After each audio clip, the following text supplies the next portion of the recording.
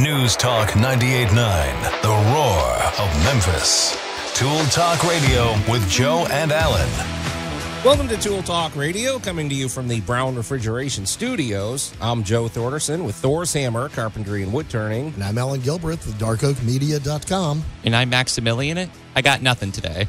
Oh, good show prep, Max. Okay, nothing happened today in history, or Max is usually good about looking up what famous day, or if it's National Donut Day or something, but he's got nothing. Okay, it was Alan. just chilled and groovy day, man. Just let it roll. Let it roll. All right, sounds good. Sounds good to me. You can call or text us at the Big M Roofing and Remodeling Hotline at 901-683-0989. And, of course, we invite you to go to Tool Talk Radio's Facebook page and check out the action over there. I already posted the must-have item of the week, Alan, with the longest title I think we've ever had for a must-have item. Did you make this name up? Because this is your one. You brought this to us this week. I did. And no, it is not. That is a sign taken directly from the big box store. Okay, because sometimes I guess if you give it a longer title, you feel like you can charge more money for it or something. Well, they didn't. No, it's pretty reasonably priced. It's very reasonable, but it took a long name to explain what the goofy-looking thing is. Yeah, absolutely. So, and we like to be specific here on Tool Talk Radio. Exactly. That makes me think of like the infomercial. Like, I can't imagine what it's like to rattle off a long name like that. But it probably makes for like a pretty good advertisement. It does. So check that out over at Tool Talk Radio's Facebook page. We also, send us messages. Send us, Alan. I know we've got these listeners from what you're tracking these listeners on Spotify and YouTube from all around the world. Do you microchip them? No, not yet. Okay. So we've got those on order. Yeah, absolutely. So send us those. Send us that stuff on Facebook. All right, Alan, today in Great Moments in Building History, here I go, I'm going to butcher the name, but the Hanging Temple of Hensan, Detong, China. So this all you need to know, folks, is this thing is 1,500 years old, and it's made out of wood, and it's hanging halfway off of a giant cliff. It doesn't look like, I don't know that I want to go in this thing, but I mean, tourists are in there every day. It is. It's a long-lasting wooden structure, so of course we're going to celebrate that. Max, I think you spearheaded that investigation, right? I did indeed, and I guess that means I did have something to contribute today. Okay, fine. All right, don't rub it in. So, Alan, we've got something. Well, of course, Alan's Week in Review is strangely harmonious with something that I'm going to be discussing today. So we're not going to say what that is, but let's just put it this way. We're introducing a new segment, Alan. We're calling this Late to the Game.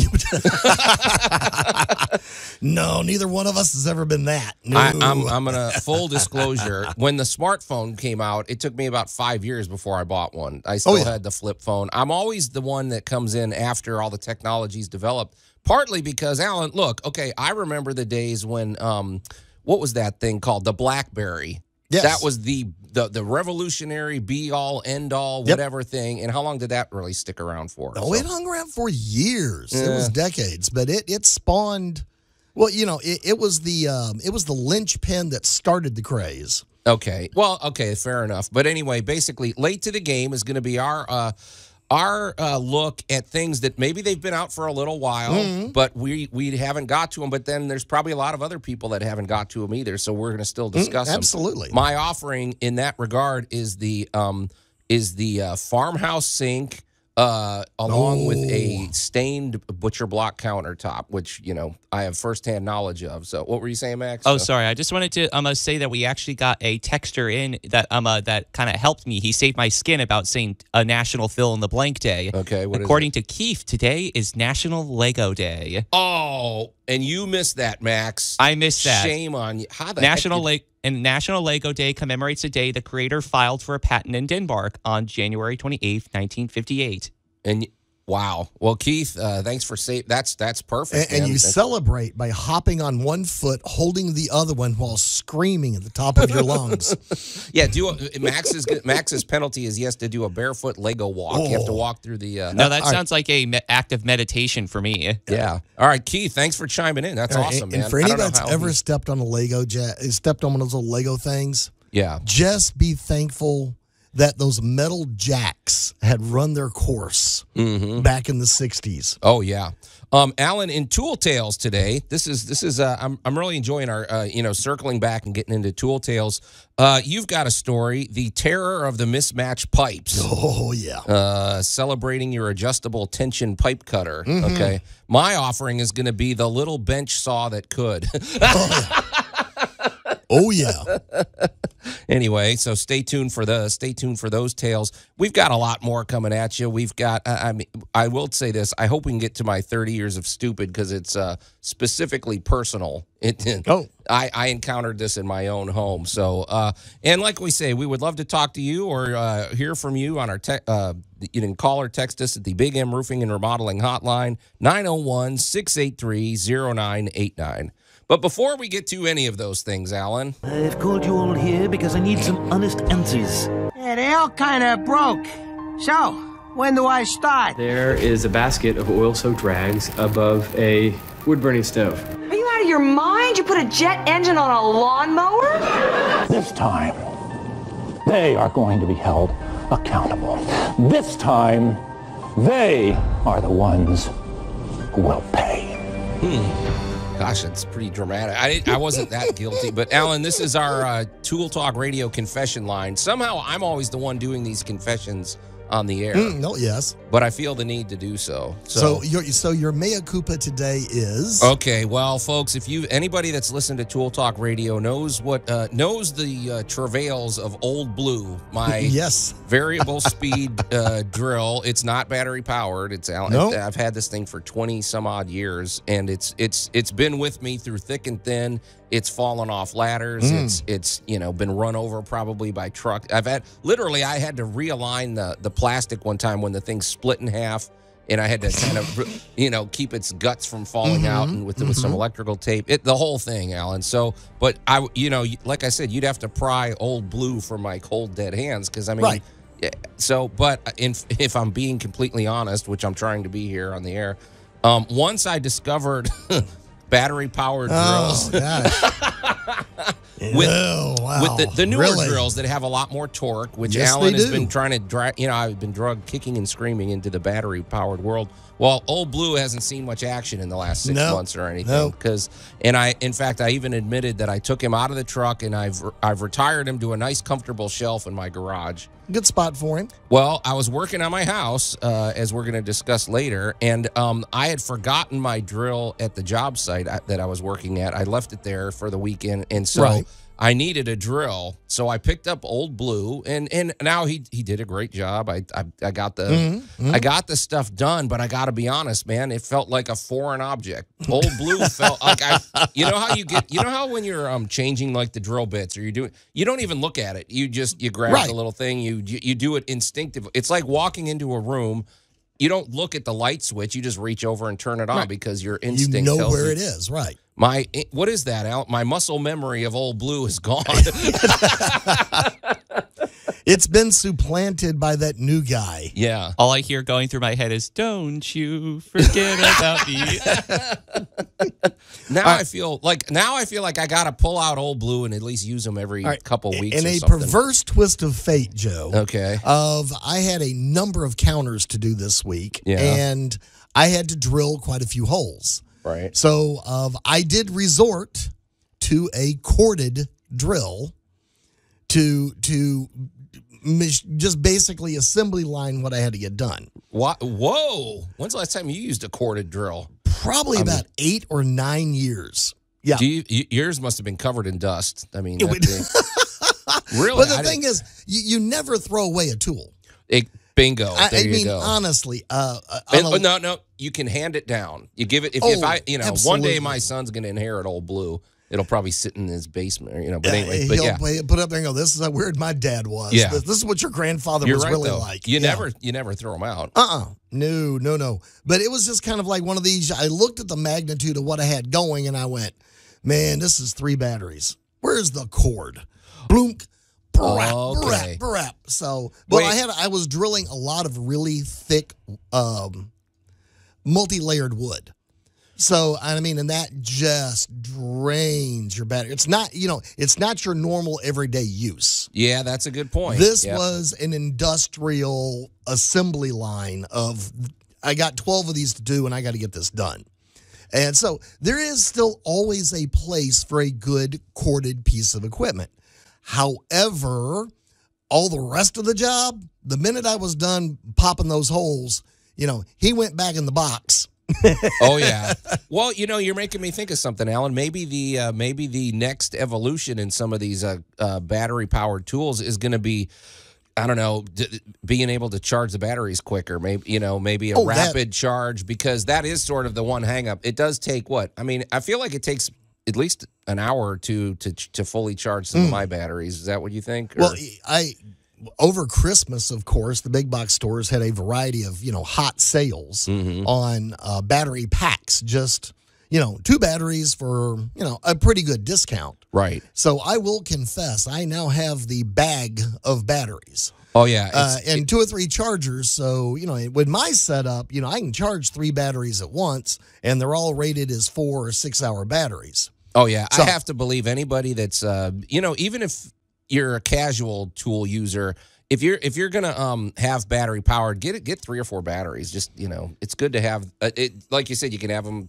charging while you're using it. So. Just make sure if you're on a job site, no one steals your tools and drains your stuff. Because we had a texter, they said, how about job courtesy? I was on a job site, stepped outside, and when I came back, a contractor was using my personal drill. Oh, wait, who's this? Who said this? Let's just call them 732 in terms of their phone number. All right, yeah, all right. Put a pin in 732 because I want to. We're going to talk about some job site courtesy. Yeah, big 732. Hang in there. So, all right, hold on. All right, Max, that's good because I got a couple of contractors I need to have a discussion over my ladders with. Okay. So, well, Alan, so I guess was there a lesson in my confession? I don't know. I just felt like the need to confess. I feel this strange loyalty to Old Blue for an inanimate object. I'm just thinking of all the work. Think about it. Old Blue has probably earned me quite a bit of money because it's a tool that you use every day and as a contractor. So that makes me think of the whole Japanese philosophy about the proper reverence for your tools, because they literally provide for your trade. And so you're not going to just toss them back into the bin and be like, all right, we're done for today, Old Blue. It's like, thank you, Old Blue. Yeah. Thank you, sir. Well, okay. You can always tell some of us that name tools. Oh, yeah. Because, I am hilarious on a job site. Everybody thinks it's just an absolute scream that I have 2 tools that you've met on job sites. Right. I've got Yellow and Smack. Right. So, of course, everybody that knows me now just fell out this morning because they're going, oh, no, he's going to bring up that stupid crowbar. Is your hammer's name Arm & Hammer? No. It's called Smack. Okay. I have a full 10-pound sledgehammer named Smack because that's his job. When you need to smack the bejesus out of something, you go get him. Or if someone talks smack, you smack them. Yeah. And then there's Yellow. And that is one of those giant, this crowbar is so old. This thing's almost 40 years old at this point.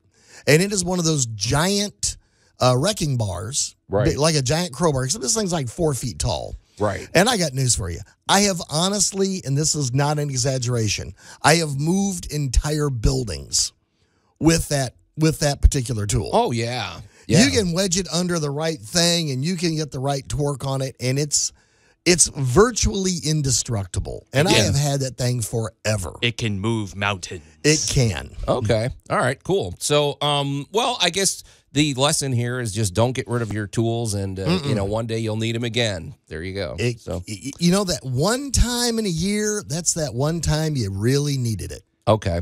Hey, what, man? No, sorry. Go ahead. No, okay.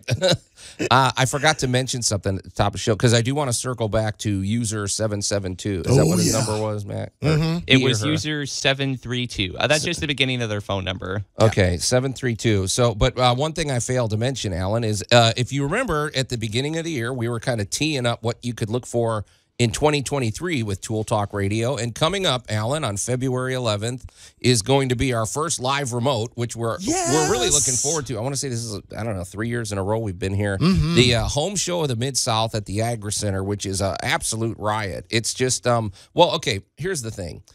if you're one of these people that want to steal, good ideas, which we're a big fan of. Yes. This is the, if you're trying to get motivated to fix up your home and you want to find the latest technology and the state of the art of where home improvement is, the Home Show of the Mid-South, it's great. I mean, they have contractors and vendors of all varieties, and you go in there, and the best thing about it is every one of those booths is giving you something for free. If you want to stock up on your free pens and notepads and tote bags, and I mean, some of them, our buddy Jay Hill with Big M Roofing and Remodeling he's going to have that.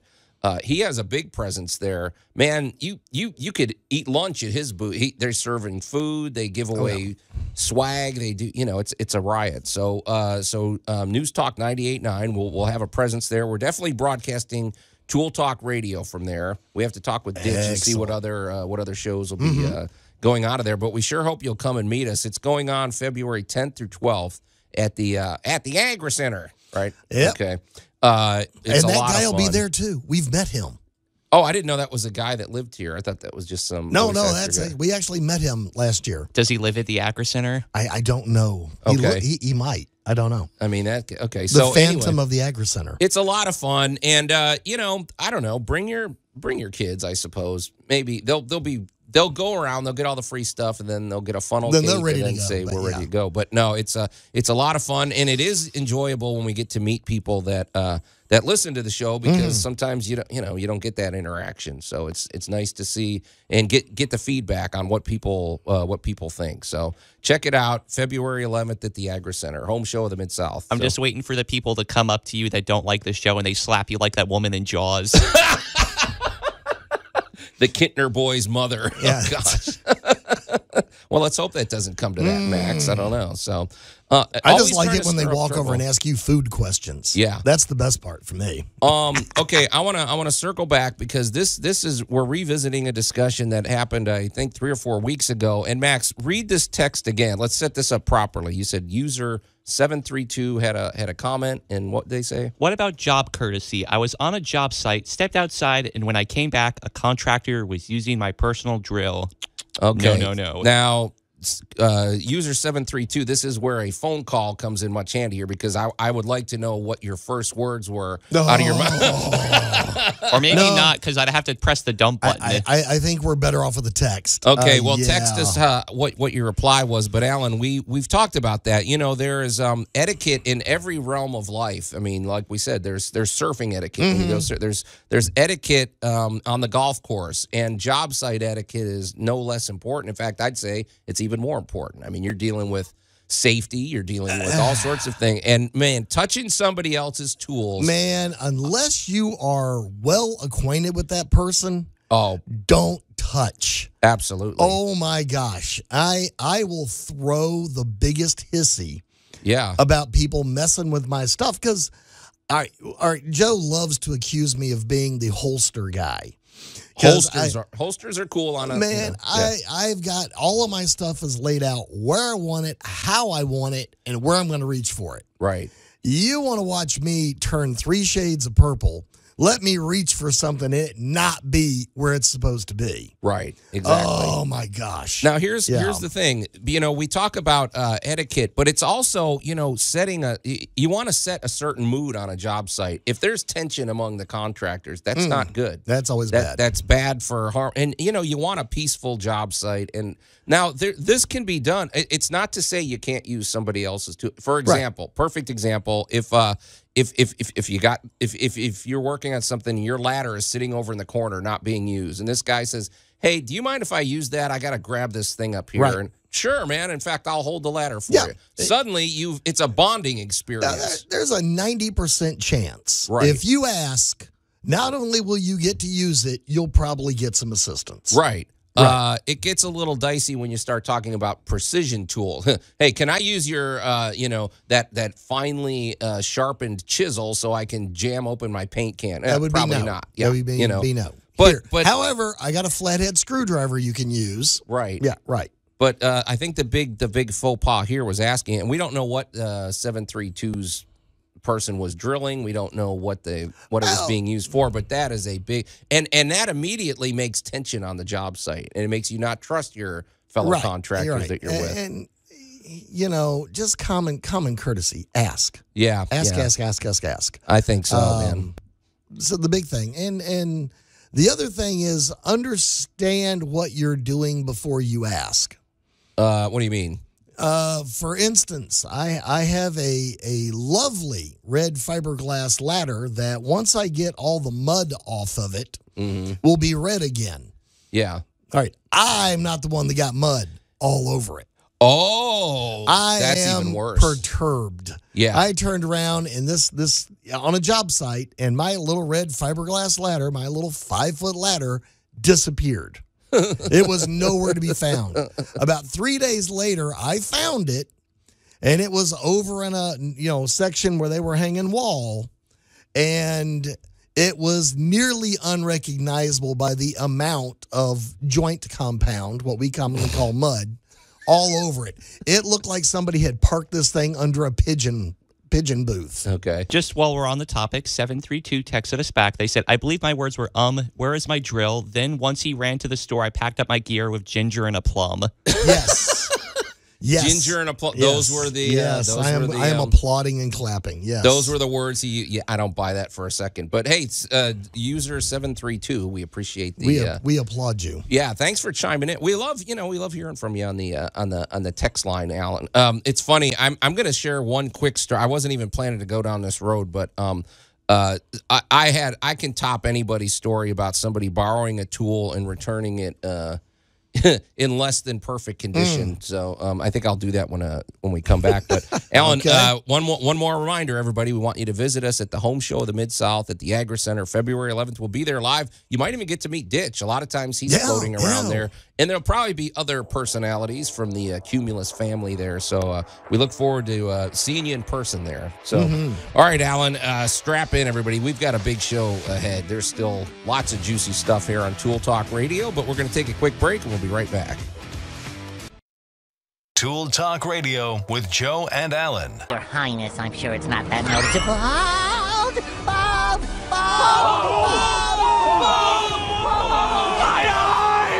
News Talk 98.9, the roar of Memphis. I don't know how to react to that one, Alan. Just wear your safety glasses is all I can say. Absolutely. I just felt like insulting my my wonderful talents. Okay. Anyway, welcome back to Tool Talk Radio, coming to you from the Brown Refrigeration Studios. I'm Joe Thorderson with Thor's Hammer, Carpentry and Wood Turning, here with my buddy Alan Gilbreth from Dark Oak Media and the feisty Max over there behind the glass. With a full head of hair. Yeah. Okay, thanks. You can call or text us at the Big M Roofing and Remodeling Hotline at 901-683-0989, which people have been doing all morning. They're changing the tide of the show, Alan. I had all these prepared notes, but everybody's weighing in over there. I love the fact that on my side, the number of people applauding the words ginger and a plum. Yeah. Like, User they're good 730 words, guys. They're great words. User 732 had a very dignified response to somebody Indeed. using his drill without permission on the job site, which is taboo. That is just, you don't do that. Touch other people's stuff, man. Max, you said somebody else had a reaction to that? Our good old buddy Robbie. They said the fact that a contractor, quote, would help themselves to a, quote, subcontractor's tool without asking lets the, quote, subcontractor know that they are merely peasants. Whoa. Okay. See, exactly. Shots Thanks, fired. Shots fired. Sets the wrong mood on a job site, which is just as important as, having qualified craftsmen on the job. You still got to behave yourself. So, I wasn't even planning on going down this road, but all of this talk reminded me. I can top anybody's story from all of this. Okay. Let's just say a certain. I'm waiting. A certain Zambodian who will not be named once borrowed my ladder. Yeah. This is an only Joe story. Without really, I don't know that he even asked if he could borrow. Well, we have that kind of relationship. He'd come over and cut the grass for us and do, great guy. We love the guy to death. But he brought my 16-foot extension ladder back to me with the top 2 feet missing. No. I couldn't tell if it had been sheared off, if somebody cut it off to make a little step stool ladder. Did the Zambodian eat them? I don't know. It was beamed up or something, but that was a first, Alan.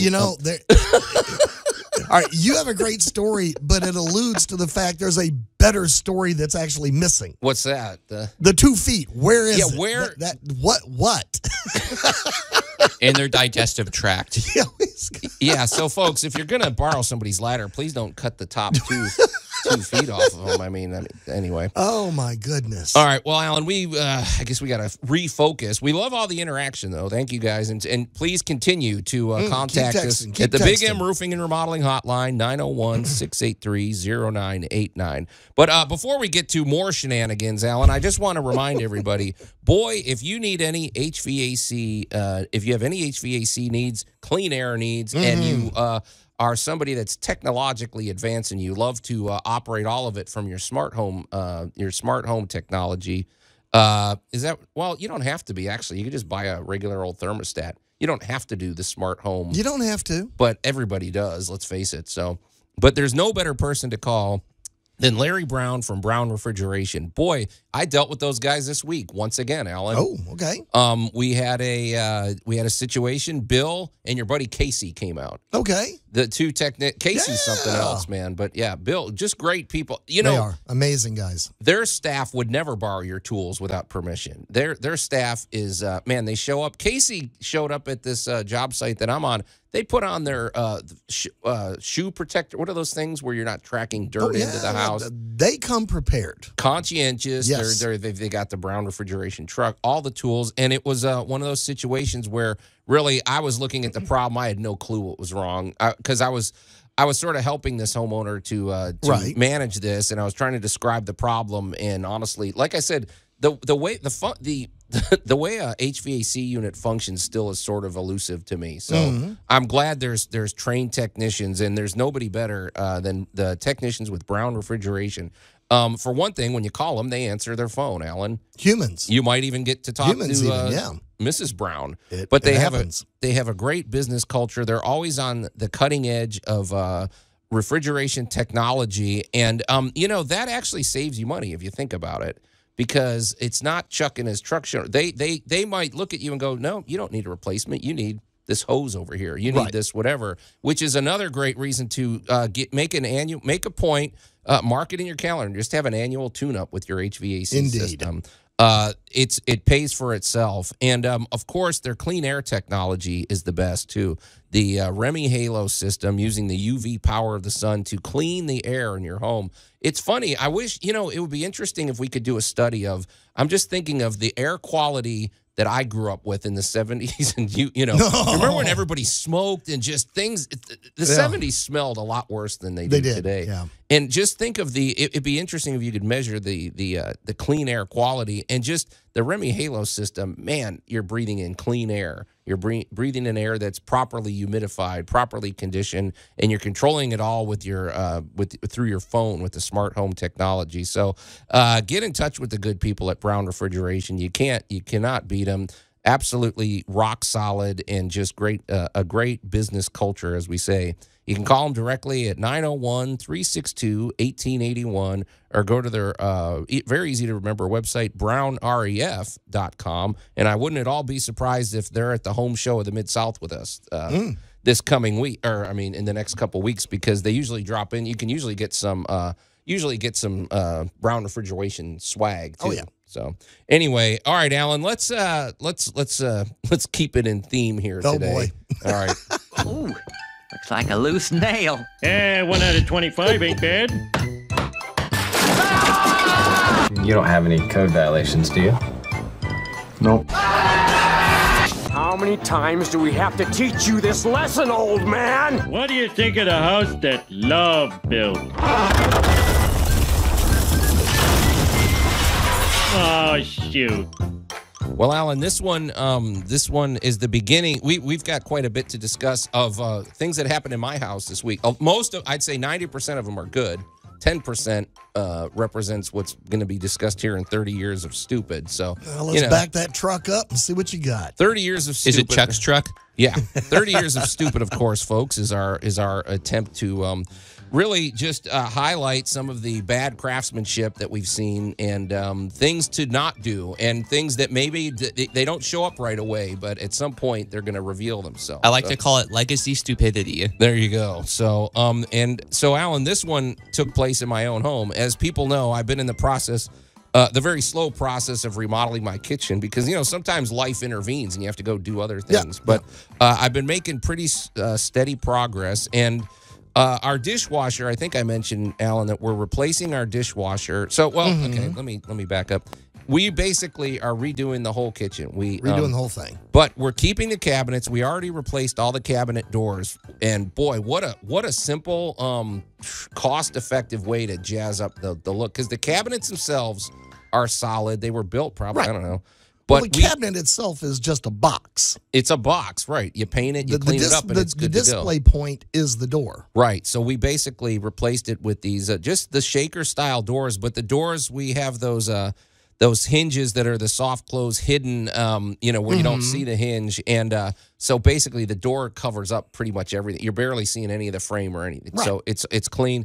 And then we decided, now that the kids are grown and we don't have to, I would say this, if you like the butcher block countertop, I'm not 100% sure it's a great fit for people with little kids. I could see it being a problem with that. But if you have older kids or if you don't have any kids at all, this is, something it's that's a grown-up product. So we went with a stained butcher block countertop and then a top-mounted farmhouse sink, which we're going to get to shortly. But, Alan, in the process of that, we realized that our dishwasher, which had been there since we moved in 2003.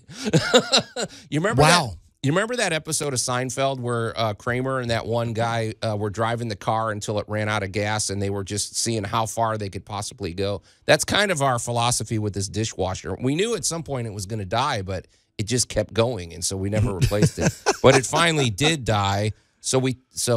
Anyway, here's the 30 years of stupid. So we knew it was time to take the dishwasher out. So I took the dishwasher out, and one thing I will say about our house, it's an older home, and our kitchen has always been very drafty.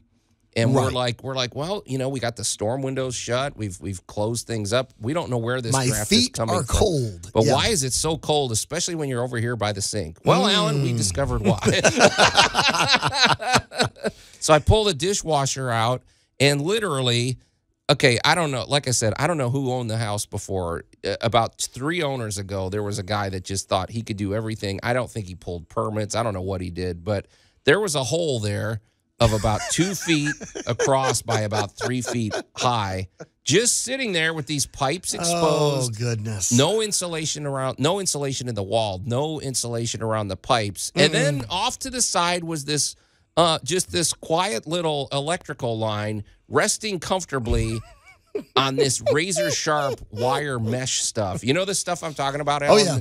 That they used back in like the 50s or something when they would basically, if you have a home built in the 1950s, I'll tell you, if there's an earthquake, run into your bathroom. Those things, they're under the tile is probably concreted wire. Yeah. Right. Well, that wire is razor sharp when it's exposed, and there was an electrical wire just resting on that. Just threw it on top of it. Alan, with that old fashioned kind of cloth insulation around that. What is the danger in a situation like that? I don't know, dying. Why is that a bad idea? Well, all right. Well, we have to go back that there are a lot of, I guess we're going to say, shortcuts and practices from days gone by that we're a little horrified of today. Right.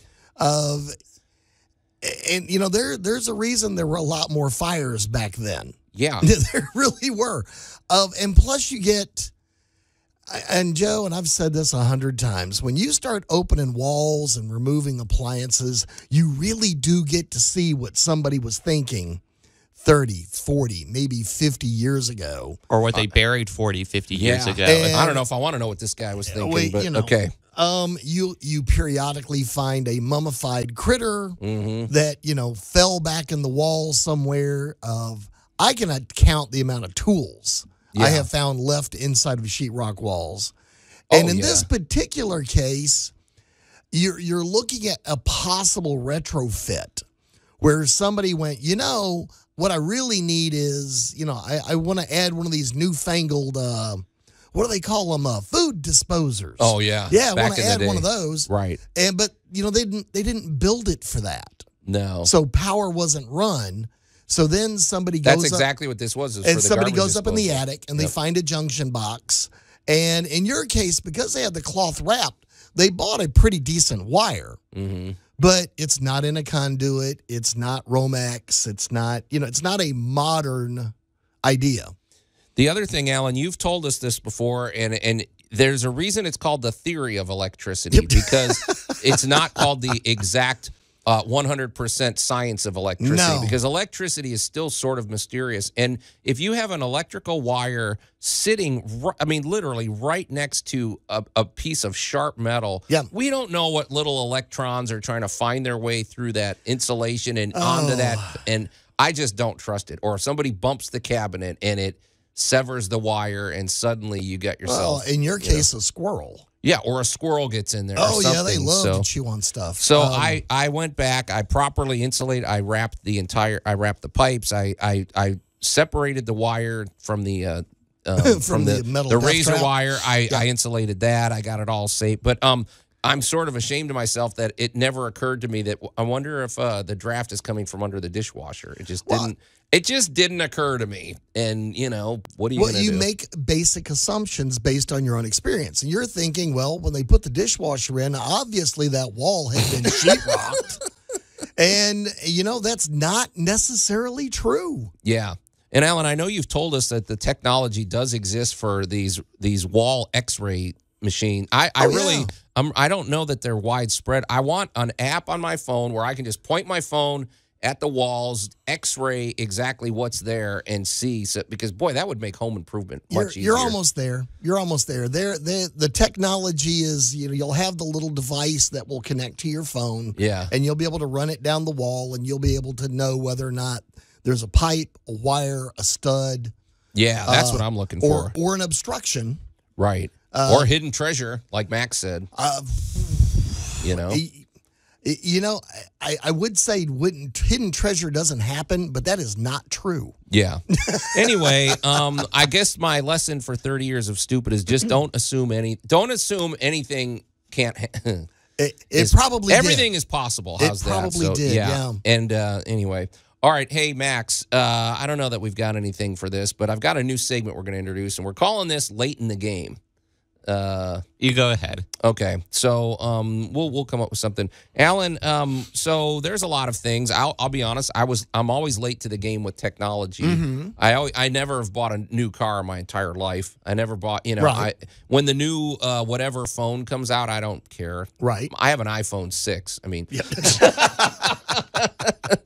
but I will say that sometimes I don't think I'm alone. I think there's other people that don't necessarily jump on the latest trend.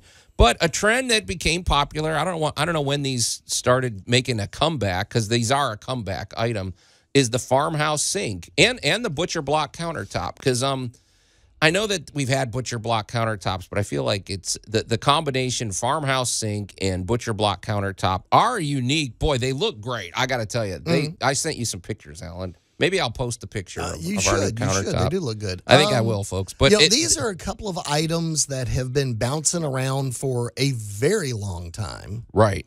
And get recombined every so often. And, every so often somebody trendy will, hey, I moved to the country and I discovered butcher block. What a great idea. And now you can go to the big box store and buy like a 4 foot or 6 foot long chunk of the stuff just to play with. Oh yeah. So yep. So what great material. So when Alan and I were talking about this, we thought, well, this opens up a bigger discussion, and we probably ought to round it out, because a butcher block countertop is, you don't just slap it on there, and there are certain things, and a farmhouse sink, there's a lot of considerations, and maybe you're like me, maybe you like the look of a farmhouse sink, but you haven't got one. If you don't know what a farmhouse sink is, folks, basically just imagine, typically they're bigger than most. They're bigger and deeper, and instead of the sink sitting in the countertop, you could say the front of it is exposed, which is Right. really cool. Like we have this big porcelain, you know, I mean, not porcelain. The front of it is this sort of ceramic type of clean. You know, it's shiny and easy to wash and everything. And it's out front, and it really creates a cool look. And I like the functionality of it, but it's deeper. And it tends to, I don't know, you can stick everything. I wish I had this when my kids were little. You could give them a bath in there, man. Well, do the dishes first, then the kid. The kid was a lot nastier than the dishes. So I'm sure a lot of people know what a farmhouse sink is. If not, go get on YouTube or Google it. They're big, they're boxy, they're the SUV of sinks. However, Alan, there are and we're talking specifically about the butcher block countertop combination because it functions differently than if you're doing it with, say, granite or something like that. But the one thing that right out of the gate, you and I discussed this, there's top mounted. Right. And basically what that is, folks, there's a rim around the sink where you cut a hole in the countertop and then you drop it in, and its own weight basically supports it. You put a few little things, you probably caulk it and glue it in place, but the weight of it keeps it in place. Then there's the undermount. Correct. And that one is a little trickier. That's much tricky. Let's just not. Well, that's a trendier, slicker look. Mm-hmm. But it depends upon your level of practicality. Yeah. I would not personally use an undermount sink with butcher block. Yeah, I'm not going to expose the wood grain like that. Yeah, so if you can imagine, folks, what you've got there in the undermount situation is you see it's still cut out the same, and it's still the sink is still exposed in the front and everything, but it's basically you have the rim of the you're seeing the sides of the countertop, and then it drops into the sink area. Right. And boy, you're right, because now you've got the end grain of the wood coming in contact with constant water. Well, it's going to at least splash every now and again, and water is going to tend to pool up there. The other thing with the undermount, though, Alan, is you've got to support it somehow, because the cabinets weren't designed for this, and these things are heavy. Mine weighs probably 75 pounds or something. So what I've seen with these, I've seen there's a tendency for them to separate. That's my concern. I've replaced a number of them for that reason. Yeah. Right, and it may not be by much. All you need is a 1/16 of an inch, and water can start getting through there and everything. But also, what the thing you want to consider if you're wanting to do an undermount is you're going to have to build a support system, which probably is going to involve a lot of 2x4s and things like that. And now you're starting to lose space under. If you think about it, Alan, the thickness of a countertop is roughly a little under 2 inches. Mm-hmm. By the time you do shims and everything, it's probably over 2 inches. Then you're losing. Then also the fact that the sinks are much deeper than a normal sink. Right. That's probably another 3 inches deep. Then the thickness of a 2x4, you're losing a good almost 8 to 10 inches in storage space under your countertop if you do under your sink in the cabinet if you do an undermount. So I don't know. I don't know. That's something to consider. It does look cool. I'm not going to lie. Again, it really comes down to admitting your lifestyle. Yeah. Of trendy is nice, and if you have a lifestyle that supports that choice, fabulous. If you're trying to shoehorn it in, you're probably not going to like it. Right. It's just one of those uncomfortable things. Me personally, and of course, my love of the kitchen is of, let's just say it's known. Yeah. Okay. Food, dude. We know. Yep. I like drop-in sinks just because A, they're very forgiving. Mm-hmm. B, not a bad idea for the DIY project. And if you really want some bang for your buck, we're going to talk about your kitchen, right, guys? We're talking. What do you want to do? Easy, simple, and quick to really alter the look of your kitchen. Your kitchen hardware, the doors, the faucet itself, and the sink. Yeah. In that order. Yeah. These things you can spend as much or as little as you want, but you can get some serious bang for your buck. Now, you also got a new faucet to go with your giant big boxy sink, right? Yeah, I'm glad you mentioned that, Alan, because one thing I would say, if you're going to go with the farmhouse sink, which, they're great. I do love them. I would get the low splash faucet, which if you look at the when you go to pick up your faucets, there's all different ratings. And I will say I'm kind of one of these where the faucet is the one where I do believe in that adage. It only takes a little more to go first class. Exactly. Spend the extra $50 and get a really good sink faucet or bathroom faucet. But they make one that it's called low splash, and because this, this sink, I would say, Alan, is probably 3 inches deeper than our former sink. Mm-hmm. And one thing with our former sink, the faucet constantly splashed everywhere. You're washing a plate and it sprays everywhere. Well, they're not lying. This low splash faucet really lived up to its name. It doesn't splash. It works great. It's very slick looking, and it's sort of a must, I think, if you're going to go with this deeper sink. Because if you have a faucet that tends to splash a lot, well, now it's got even more room to splash, for that. But I would just say, like you said, Alan, choose your life, whatever fits your lifestyle. I think my basic adage would be, though, if you're going to go with a farmhouse sink and a butcher block countertop, I don't think I would do the undermount. I'm sorry. No, I greatly do that prefer, at your own peril. Yeah, I greatly prefer the surface mount. But if you like the undermount with a granite countertop or something, that's fine. Just realize you're going to lose storage space underneath, and you're going to have to really shore that thing up. And you better make sure every little edge is sealed and closed and everything like that. So, well, Alan, this strangely led into, talking about sinks led into the topic of Alan's Week in Review. There's a lot of harmony here. There's a lot of synergy going on. There is. So that sounds like that's what's going to be one of the things that's going to be coming up in hour 2 of Tool Talk Radio, as well as our great moments in building history, and hopefully more great calls and texts from our listeners over there on the text line and things like that. But good stuff. And like we say, the farmhouse sink, we're a little late to the game, but boy, is it a great addition to your home. So, all right, Alan, hour 1 of Tool Talk Radio is in the can, but never fear, folks. Hour 2 is coming up next.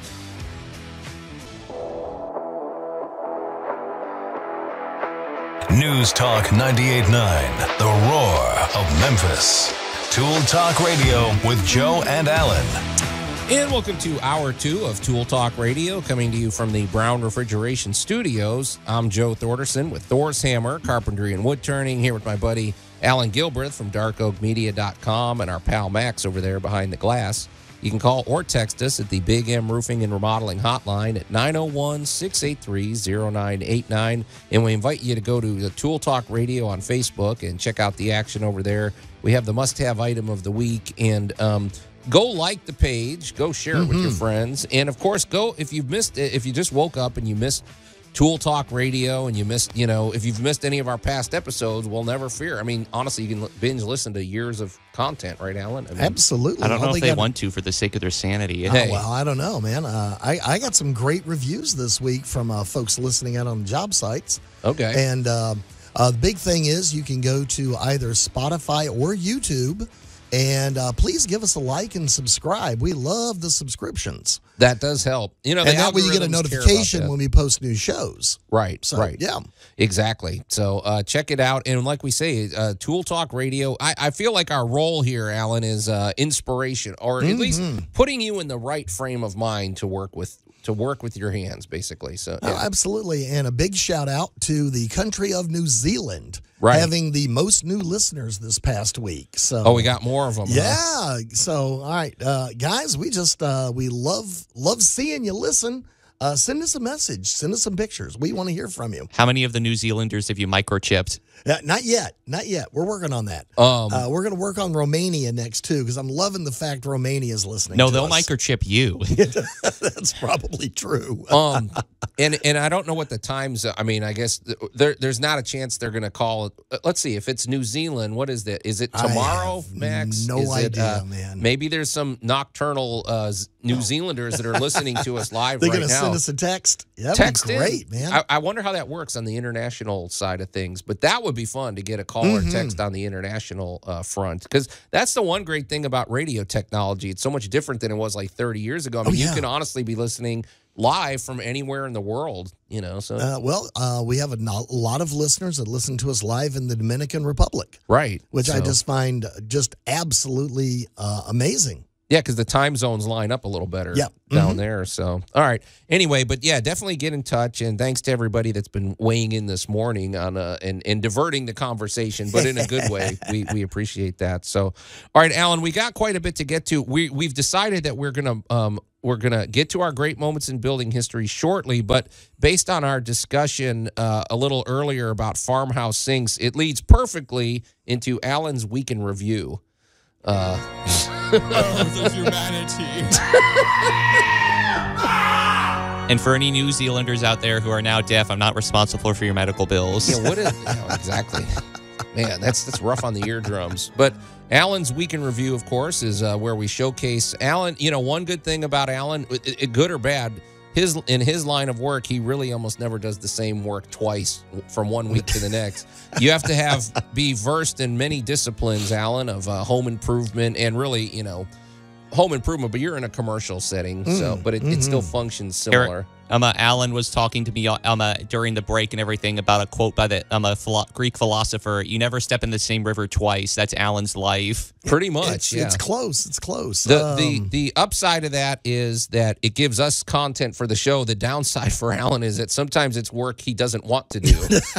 But this week sounds like it was actually not too bad, Alan. And it ties in perfectly with the discussion we were talking about earlier with sinks and plumbing and things. Well, yeah, this was of a building trend for a little while, and you still see it in some commercial settings, and it used to be a big thing in homes where they built basically a shelf or counter into, especially like vanities or bathrooms and this was kind of more of a southern thing and maybe more towards New Orleans, where they had little C-shaped walls. Mm-hmm. So you had the two little side walls that poked out, and they would basically suspend a counter in there. So you had a quick vanity. So you had a water basin, or it was a place to do makeup or whatever they wanted to make it. And I wound up in a variety of those this week, and they all shared a common problem. Yeah. And that was right in the center, right where the sink was, right where the thinnest part in the front. They were all sagged down and cracked a little bit. Okay. And the other problem was somebody 10, 15, 20 years ago had gone into this facility and had put in metal sinks. Okay. Yep. So, and they were a porcelain coated, but it was basically a thin metal. And I'll be honest, these things were pretty much toast. They were bust. They were at their last possible leg. Now, some of them probably made it 20, 30 years.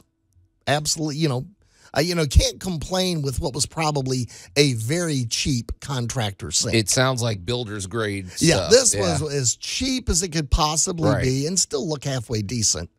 So we looked at the project and we crawled up underneath and we looked around and I just went, you know what? I got a better idea. There we go. Just tear it all out. Right. So we went in and removed everything and went back and this is where I'm going to mention a little bit about the different grades of wall mud. Joint compound. There isn't just one size fits all. Oh, no, it's not just one size fits all. It depends on the time you have on a project. But we had several of these to get done kind of back to back. Right. So a couple of my new guys got introduced to 20-minute wall mud, 20-minute joint compound. Yeah. And everybody always goes, Alan, why do you always repeat yourself and call mud joint compound? Because for that new homeowner, that new person getting into DIY that doesn't understand that when we say mud, we mean joint compound. Right. So you need clarification. If you go looking for a bucket of mud at the big box store, they're going to show you to the sheetrock department, and there's going to be all these buckets of joint compound. It can be very confusing. Oh, yeah. Now, there's different ratings. There is the joint compound that has to dry. That comes pre-mixed, comes in a 40-pound tub. Oh, this is great stuff. Oh, my gosh, I have used tons of this material in my life. However, we're trying to get things done a little quicker because that takes a good 24 to 48 hours to properly dry, and it actually dries. And you have to put it on thin. You can't if you put it on thick, the middle will never dry. You put it on thick, it's going to drip and mud, and it's going to crack. And yeah, it doesn't dry. Yeah. It doesn't dry properly. Now, the next one down is you got your 1 hour joint compound, your 40-minute, your 20-minute, and there's even a 5-minute joint compound. Now, these come in bags. Right. They don't come pre-mixed. It's a powder. Because these don't dry, per se. They cure like concrete. Mm-hmm. So, 20-minute mud, all I got to say is be efficient. Already have your spot cleaned and ready to go. Have it scraped down. Have it pre-sanded. Because you don't really have time to go to the potty. Yeah. You got 20 minutes. And when you say 20 minutes, Alan, you probably really have about 8 minutes to get it done before it starts getting squirrely and starts to kind of set up. About 12. Yeah. About 12 to 15 minutes. But yeah, but so don't mix more than you can get up. Because don't mix a big batch. Right. No. Yeah. So here we go. So we get the walls all scraped down. We get rid of all the evidence of previous hangings. And we got it all nice and mudded up. And while that one was curing, we moved to the next one and the next one, the next one. And then everybody looked at me funny when I said, okay, I need about 8 2x4s. Right. And everybody's looking at me funny, and they're like, all right, we're going to build the first one, and then I'm going to answer all your questions. Okay. And they all looked at me funny, and I went, no, seriously. So we got the first one, and I went in and built a little 2x4 box on the walls. And a little front piece that the counter, now it takes a little measuring, but the counter slid in perfectly, lined up to the front 2x4, so it made a nice fascia board or front board for it. And you got to paint that or add whatever texture you want to finish at your counter. And it was easy, simple, and spectacular, but everybody was looking at me funny. So why did you do that?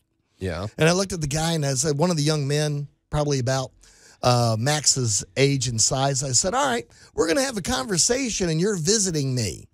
Mm-hmm. Where are you going to lean? Okay. And he turned around and put his little tushy right on the edge of my counter. And I said, and that's why every one of these counters is dipping in the center. It's not because of the sink. Right. People come in and they just assume because it's a counter, you can just sit on it. It's people leaning over the years. Right. So by putting the little 2x4 box, now you built a counter that you could dance on. Now, I'm also going to throw in, we were replacing these, and they weren't bad looking. They were just used up metal sinks. They'd rusted. And we went in with some beautiful new porcelain sinks, white porcelain, vitreous china sinks, and absolutely gorgeous. Instantly made that countertop pop. Mm-hmm. And we put an inexpensive, about a $60 faucet on it. Right. But here's the real trick. We installed everything onto that sink before we put the sink into the counter. That's where you and I had a similar experience, because that's, folks, if you're just tuning in, I was discussing in the first hour installing our farmhouse sink in our kitchen. And that was one of the fun things, Alan, is for the farmhouse sink, I had it setting on a couple of sawhorses, and I did all the plumbing before I installed. I mean, basically all of the plumbing. I installed the drain. I installed the faucet and everything. It's much easier to get to because, as we know, when if you're crawling under a cabinet trying to reach that stuff, it's miserable. But some people may think, well, first you put the sink in and then you install the plumbing. No. Well, not necessarily. You can, and especially with something like you where you're doing multiple sinks, boy, this is a big time saver. And you can test it and make sure it's tight, and things like that. Make sure you use your Teflon tape. Now, you said make sure it's tight. That's here's where I'm going to throw in some more advice. Mm-hmm. Tight does not mean channel your inner King Kong.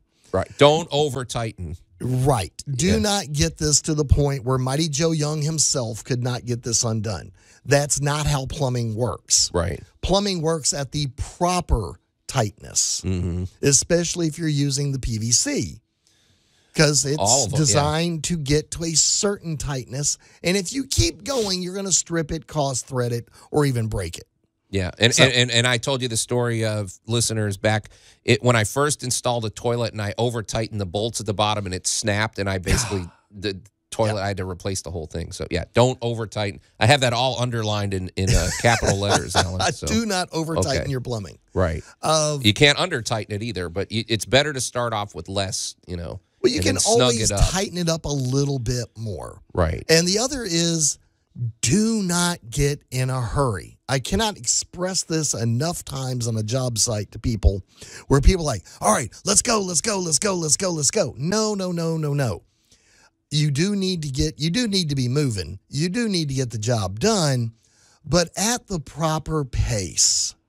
Right. It's going to take 30 minutes for 20-minute wall mud to be before you can touch it up. Relax. Yeah. It's going to take 30 minutes. Go ahead and get your plumbing built at this point. And again, lots of Teflon tape. Make sure your connections are good and snug. And when you go to drop it in, now this is something I did different that everybody thought was a little weird. This is where you got to be honest. How often do you really close the sink and fill it up with water? In many instances, probably never. So I am a huge fan, especially in a commercial setting or especially if you have children. Yeah. There is a lovely device out there called a strainer drain. The little screen thing It's got a little screen across there. And you know what it does?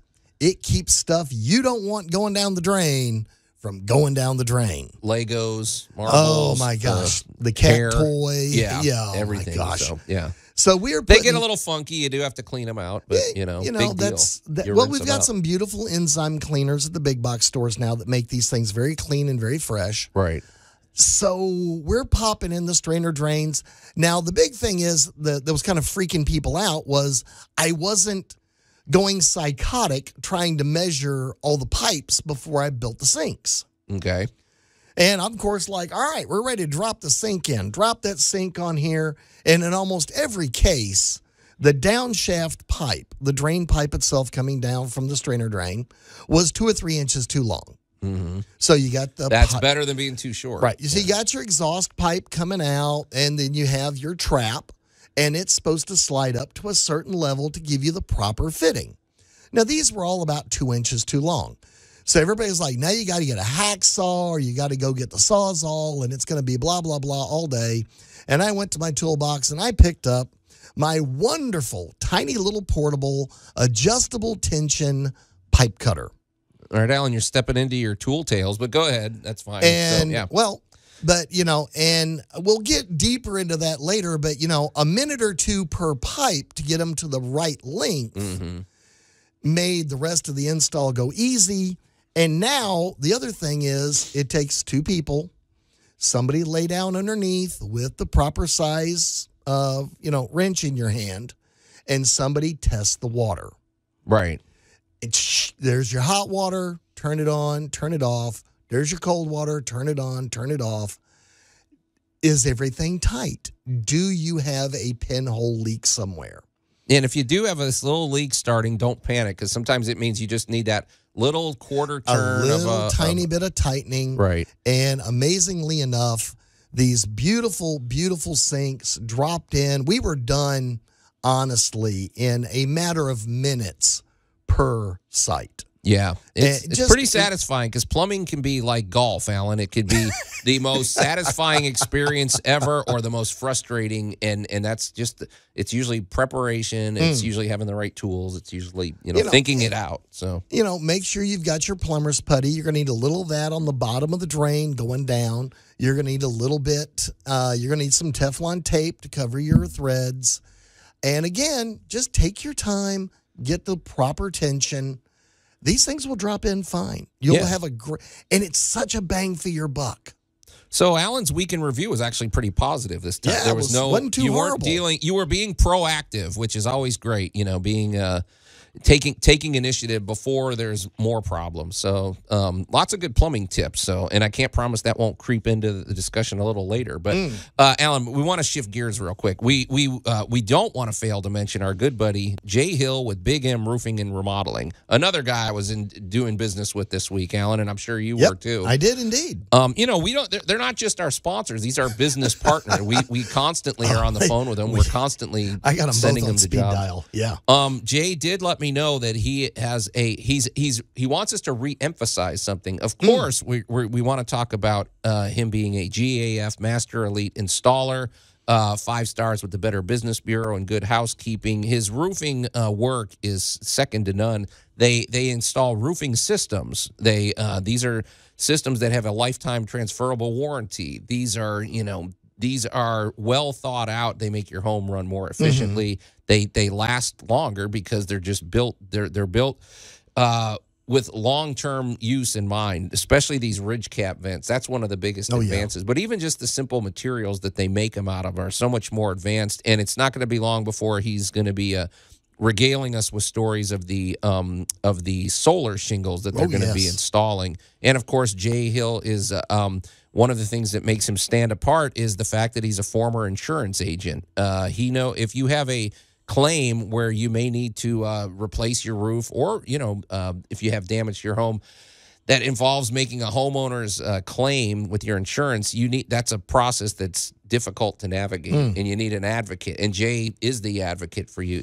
He knows all of the protocols, and we've had our roofs replaced using that method, Alan. It was a pretty exciting process. I'm not going to lie. Great results. And the consultation is free. Jay also has relationships with 30 different lenders. So if you need to finance your roof replacement, he can get you financed within minutes. They'll probably have 5 or 6 that you'll qualify for, and then you just look at all their terms and you pick the terms that work best for you.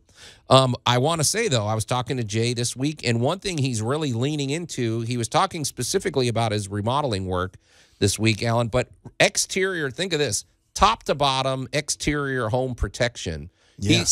He also does gutters. He does windows and siding. Basically, the armor plating of your home. We always talk about water as the enemy. Well, Jay's the expert at keeping water where it belongs. Well, he gave me a new gutter system on my house. Yeah. And it works superbly. And windows keep water out. They keep the home insulated. Boy, I can talk about having a properly and improperly insulated home and the difference that makes. But Jay is he's very excited. In 2023, he said he really wants to showcase that. So we are, it's Big M Roofing and Remodeling, and if you've got interior remodeling projects, he's a great guy to call. Like I said, the consultations are all free, and it's a wide-ranging, basically just think of exterior, just keeping the water away, so exterior home protection. Water management. Exactly. So you can call Jay anytime at 901. I guess, should I say anytime? I don't know. Yeah, pretty close. Pretty close. Call Jay call him directly at 901-484-5645 or go to bigmroofingandremodeling.com. And we strongly recommend that if you go to the home show of the Mid-South, which we'll be broadcasting from February 11th, that you stop by the Big M Roofing and Remodeling booth, because for one thing, Jay gives out really good stuff. He does. He's got good stuff. It's kind of the party booth. You go there, and you may have to wait behind a few people because there's always a line. It is, but he's setting up consultations. You're going to walk up there and be very impressed with his expertise, and that's how we met Jay. We met him at the home show, and he's become a great partner of Tool Talk Radio and just a lot of fun to work with. So, all right, now we got quite a bit to get to shortly. So I think when we come back, we really need to dive into our great moments in building history. The Hanging Temple of Hensan. Am I pronouncing it right? You're not helping me at all, Alan. It's in Hunyuan County in Datong, China. Very interesting construction. 1,500 years old, and it's made out of wood. It's hanging off a cliff. It shouldn't exist, but it does. Kind of like Tool Talk Radio. You're listening to Tool Talk Radio. Yeah, we've been hanging off a cliff for years. Oh, yeah. Here at News Talk 98.9 The Roar, Memphis. We'll be right back. Tool Talk Radio with Joe and Allan. I've been cooped up in the studio too long. I've forgotten what it's like to be outside working next to men who know what they're doing. News News Talk 98.9, the roar of Memphis. Hey, we know what we're doing, and we're in the studio, but, point taken, Max. I'm just dishing the pain today. Absolutely. Calling you bald and now saying you're incompetent. Exactly. All right, dude, all I got to say is, there are only so many perfect heads. The rest are covered in hair. There you go. And welcome back to, okay, I don't know where that, anyway, we're burning daylight. Welcome back to Tool Talk Radio, coming to you from the Brown Refrigeration Studios. I'm Joe Thorderson with Thor's Hammer, Carpentry and Wood Turning, here with my buddy Alan Gilbreth from darkoakmedia.com and our pal Max over there behind the glass. You can chime in over at the Big M Roofing and Remodeling hotline. You can call or text or send pictures. Oh, yeah. I think we'll probably get to this next week. Alan, I sent you a text. I got a text. I'm sorry. Let me give the number. At 901-683-0989. Boy, Robbie's really been, you can't, our loyal listener, Robbie, he's a model of what we're going for. Mm-hmm. He sends me texts throughout the week. He sent me a text of a picture of a tool that he didn't tell me what it was, and it was sort of a guess what this is kind of thing. I have to admit, it's not one. I don't know that you're going to find it in your big box store. It's a very uncommon tool. But I was able to successfully guess it. And, Robbie, I promise I didn't use Google or anything like that. And I texted it to Alan, and he's going to let me know what he thinks it is. And maybe we'll get to that next week. But it's a mystery tool quiz. That was I've kind of actually fun. used one of these. Of course. Okay, here we go. But we appreciate that. And so we encourage you to do that. And as fact, we're overdue. Our listener of the week, Angel, I think that's going to be next week as well, because we got sidetracked and we need to showcase. She was chiming in as well with some good stuff. But we can't do it all. I mean, Al, we got a lot to get to. So we'll get caught up next week. Only got 2 hours. Yep. Now is something we've all been looking forward to all day. So let's hit it, Max. And now, great moments in building history. Okay. Max, this one is one you spearheaded this operation here. So... and for my great moments of building history, I'm going back to Asia like I usually do. Yeah, that's true. You tend to do that. If it's old and Asian, you that's sort of your wheelhouse. Well, Max he's well versed in Japanese, and you speak ancient Japanese too, right? You like those ancient readings. Oh yeah, I like reading those 1,300-year-old classical Japanese poems. Yeah, that's cool. So what do you got for us today, sir? Well, today we find ourselves in the wonderful land of Hanging, China, where the Hanging Temple is. So today, and this is over 1,500 years old, just like that one structure we hit on a while back. It's made of wood and it's old, except we added, I guess you could call it a detriment of the fact that it's built on the edge of a cliff. It looks like it's hanging. Okay, it looks like it shouldn't work. It looks like something you would never walk in. I mean, and there's tourists going traipsing up and down this thing, and even the handrails are lower. It looks like this thing's just gonna plummet into the into the crags below. But Max, it's been there for 1,500 years, and it's made of wood. And it survived several earthquakes too. Not to mention, it survived flooding because it's built at the ideal height, which is about I believe it's about 60. It's about 50 meters above the ground. Right. Which is pretty impressive. 50 meters, that's 150, some are 160. Somewhere between 150 and 200 feet as you go up the side of the hill. You're not going to make it if you fall. It's not level, right. Yeah, I don't work with meters on a daily basis. Yeah. Okay. So it's up there. Yes. You got to hike up the stairs to get there. So here's where things get a little bit interesting. Now, I'm not entirely certain as to whether the legend is true, but back in 491 AD, accordingly, they said that construction of the temple just started with the work of only one man, and that was a monk by the name of Liao Ran. I don't buy that. I don't buy the idea of like a precarious temple being started by just a single person. Why not? Oh yeah. Why not? Maybe he was a loner, and maybe he started it himself. That's interesting. When we get to the technical feats that were achieved by that, it kind of raises a bit of skepticism because let's kind of take a little bit of a dive. So when you're looking at pictures of the Hanging Temple in China, you'll notice these beams holding the bottom of them. But the funny thing is those aren't the primary support structures. Those things are just there just as, in case the load reaches a certain amount of weight, those are there to kind of help off-put the pressure and everything. Those are only there for an emergency purpose. But the true load are these beams that come out from the from within the cliff. Mm-hmm. They chiseled into the cliff and they stuck these, And you said, Max, this thing's made of hemlock wood, which I got to be honest, I've never worked with hemlock. I don't know the properties of hemlock, but I'm not sure about that either. Long-lasting wood, that's for sure. Yeah, So, I've only heard of hemlock wood, or rather hemlock in relation to Socrates, the famous philosopher who drank hemlock poison as his punishment. hey, Max, I got a question though, because you just this temple. What religion is this, Alan? I thought you said it's a multi. It's an ecumenical temple because it help the people there of the three main Chinese religions can come there and find sanctuary, and that are the religions of Confucianism, Taoism, and Buddhism. Okay, so the thing about it though, if you look at, because we watched a video on this, and apparently these temples are typically in an open area, and they have a big courtyard. They have a lot of open space. So this one is it's not modeled at all to do. It's a very unique thing. So instead of being a big courtyard where you go to meditate, you're meditating up on a cliff where you could fall to your death, I guess. So Well, yep. It's a memento mori. But it's interesting. So it's a very different kind of temple. So. All right, let's kind of dive into a little. We've talked about this before. Let's dive into a little geology here. Exactly. This is a cliff. Exactly. However, it is a receding cliff, not an overhang cliff. What does that mean? Well, let's talk about gravity for a minute.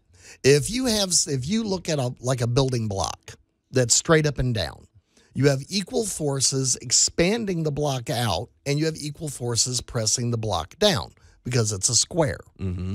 Now, if you begin to lean your mountain forward a little bit so that you've got upper pieces that are unsupported, they're just cantilevered because the rock is attached. Yeah.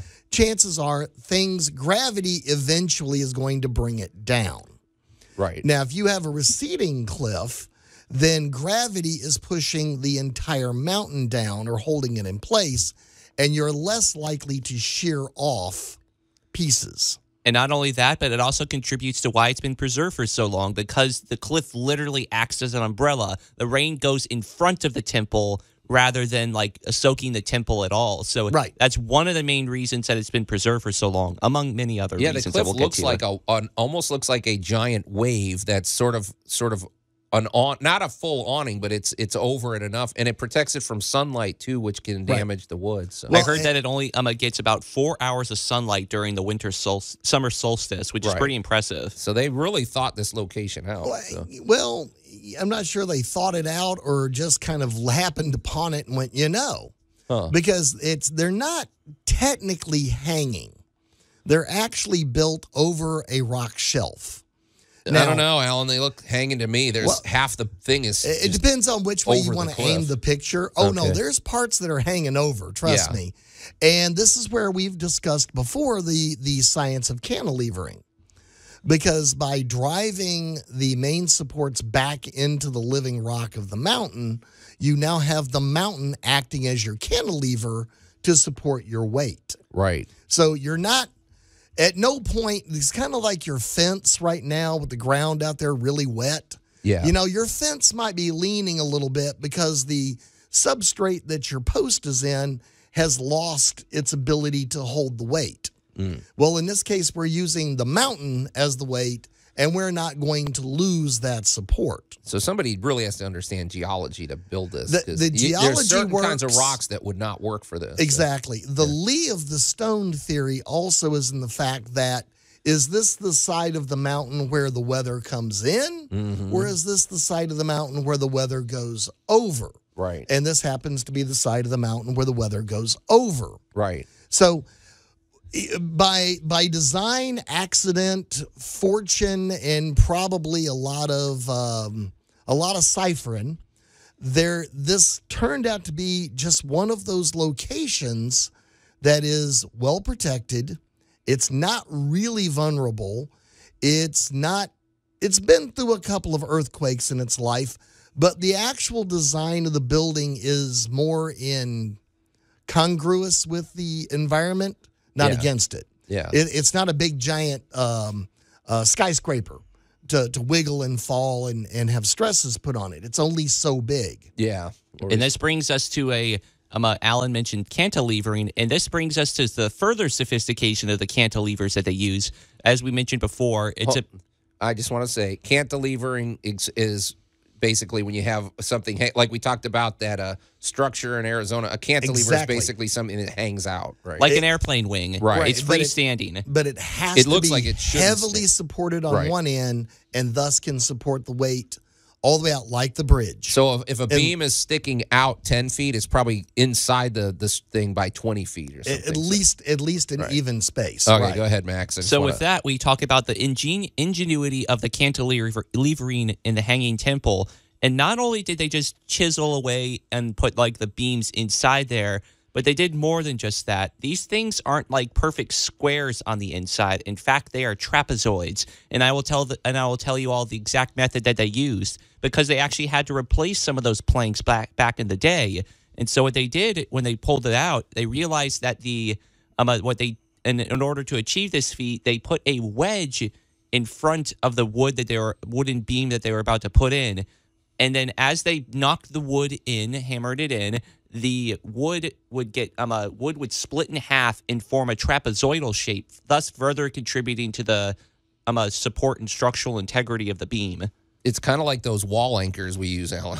In a lot of ways, but in a bigger sense. But it just simple, and because I was watching a video where they were talking about back in the day when they had to repair it because they didn't leave blueprints with instructions on how to fix this thing. So they're like, how the heck can we get these things out? They were trying to pull one out, and that's when they discovered, when they finally got it out, that it's pretty ingenious. And the fact that they used hand tools to chisel this stuff in, and I just was picturing, Max, you said this thing's 50-something meters above the ground. Well, I mean, working in those conditions, how do you... I'm just, ropes and pulleys or swing. I'm just trying to picture the workman doing this thing. That seems very dicey. How about... Did the monks do this? Is this some penance? Yeah. No. This is what... All right, once again, this is what happens when people put their minds to getting something done. We're doing this. Yeah. And I'm also going to throw in, this is a massive tribute to the materials at hand and the fact that there's lots of bamboo and rattan. Yeah. So, we'd love to think that we're all smart with our platforms and all of our building equipment. We've been building equipment like that out of like bamboo for thousands of years. So if you want scaffolding, you just built scaffolding. You know what it seems like to me, Max? It seems like this reminds me of another project you brought to us. What was it that? Horyuji in Japan? Yeah, what was that called? It was basically a 5-story pagoda. Structure, but it was built with seismic activity involved. Like they were showing the way this temple was structured, and it looks like it could tilt 5 degrees and it won't break. It's not rigidly constructed. It's built with flexibility in mind, and I feel like that's to me the future of home building technology. Anyway, even here we can get earthquakes. Even we get high winds. If you have a level of flexibility in your home into the engineering, or skyscrapers, that's the key to success. And the way that they achieve flexibility in the Hanging Temple, going back to China, is they use mortise and tenon joints. Ah, there you go. Yeah, what is a mortise and tenon? So for anybody who's familiar with woodworking and everything, mortise and tenon joints you would see is when you take a chisel and you chisel into the wood and everything, and you kind of interlock them. It's Lego. It's kind of like that, or it slips in, and then but basically the nature of the joint is not rigid necessarily. Right. It doesn't have a single failure point. Right. A single failure point. Very well put. It doesn't have a single failure point like a weld or a nail. Right. Yeah, if something snaps with a weld, it's snapped, and that's it. Right. So, if you've dovetailed something together, then you have got 5 contact points as opposed to just 2. Right. It's much more difficult for it to fail. The other thing that happens a lot in early construction that is still evident today, Roman, Greek, Egyptian, Asian, is the use of gravity. What do you mean? Well, is in the fact that... Using gravity as a tool. Exactly. And the fact that, do we have to do this, this, and this, or can we just put a post in the middle and put a hole in the ground and just set the post into the hole and it will fit? Right. And you get a lot of this type of technology when you go from level 1 to level 2 to level 3, much like the pagoda. It becomes almost an exercise like you got when you played with Lincoln Logs. Yeah. Or when you, all right, the greatest example is these are amazing examples of the game Jenga. Yeah, but Jenga doesn't usually end well. Yeah, well, that's because you keep taking the pieces out. You're not actually trying to find the greatest structure with the greatest amount of space in it. Mm-hmm. But Jenga is a wonderful example of the building philosophy that you're looking at, because you kind of go into the bottom and you know you're going to need some supports. Yeah. You know you're going to need some base. If anybody watches the modern show Treehouse Masters. Oh, that's a great show to watch. Yeah. You're looking at a very similar philosophy in the fact that they put a serious mount into the tree. They don't just nail a board into it. Yeah. They actually have these big, huge metal screw-in posts that actually become a part of the tree they're using as a mount. And that's very similar to what they did here. Now, the reason this is so fascinating is that, well, it's almost time to get out and play in the garden and start building stuff. Yeah. And a lot of the lessons handed down to us we use today in, you and I worked on a project not a while back that had a massive fire feature. Right. I remember the huge stove and the well, they had an outdoor kitchen. Basically, it was a patio they built, cover we built the most amazing outdoor kitchen. Yeah, with a brick structure that was gravity based, but was very open and very, very usable. Yeah. I think for me, the big thing about this whole project is, why would you build this? Because, it's a temple. It's supposed to be a place to, and why would you build it there? It's so different from all their other temples. So my thinking was maybe it's sort of like a meditative experience. If you're living in China, I'm thinking realistically back in ancient times, they didn't have skyscrapers. They didn't have any things that kiss the heavens, so to say. So to build your structure in a cliff and everything, you're a little bit more connected to nature, more connected to the heavens than, living in the one-story building at the bottom of a village or the bottom of a cliff. I guess so, but to me, it also brings to mind that saying, what is it called? Memento mori. Remember, man, that you will die. Because you're up in there.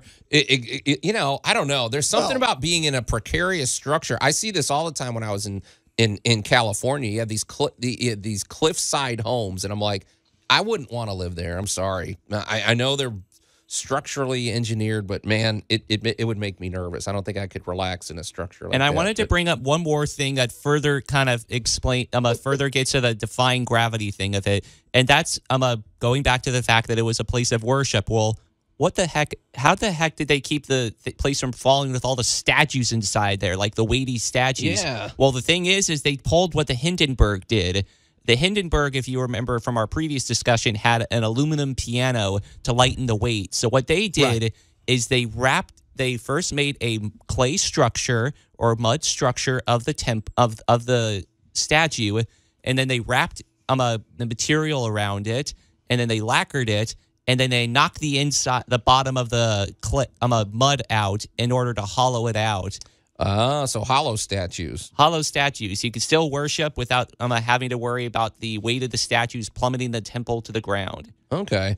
Pretty interesting. I think if you want to learn more, folks, there's some pretty good videos on it on YouTube. And I think you'd probably just do the Hanging Temple in China. The thing's 1,500 years old. Pretty interesting, man. But another great moment in building history. And I still think there's mysteries about the construction that are yet to be uncovered, because I don't know, man. The fact that it's just, I don't know, 1,500 years old wooden structure. I would love to go through this thing with something like a LiDAR or a mapping laser and actually figure out all the little eccentricities that we perhaps can't see hidden behind the wall or hidden in the floor. Yeah. I would love to know what techniques they use to constantly reinforced, because like we talked about in Arizona with the Hanging Bridge, they reinforced it again, and again. Right. So, all right. Well, that was a good one, Max. And, great moments in building history. I always love that segment. You always learn something, and it always gets you thinking. So, Alan, before we get out of here, though, let's